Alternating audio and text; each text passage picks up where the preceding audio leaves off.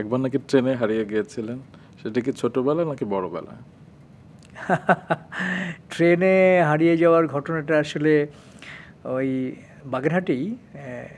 তো ওই রূপসা থেকে বাগেরহাট একটা ট্রেন, আচ্ছা। হ্যাঁ, ট্রেন থেকে বাগেরহাট থেকে রূপসা এরকম একটা ছিল আর কি। তো হারিয়ে যাওয়া মানে কি, এটা আমার আব্বা আম্মা এবং বড় বোন, আর সেই সময় বোধহয় ছিল আমার আরও 2 ভাই, 1 বোন 1 ভাই। আচ্ছা। তো আব্বা আমাদেরকে নিয়ে ওই রূপসা নদী পার হয়ে আমরা বাগেরহাট, আব্বার তখন পোস্টিং, আমাদেরকে নিয়ে ট্রেনের কম্পার্টমেন্টে উঠেছেন। কম্পার্টমেন্টে ওঠার পরে আমি ওই ওনাদেরকে রেখে আমি আবার আরেক কম্পার্টমেন্টে চলে গিয়েছি হাঁটতে আচ্ছা। হাঁটতে।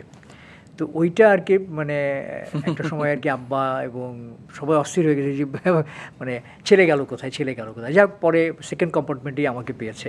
বাহ! হ্যাঁ,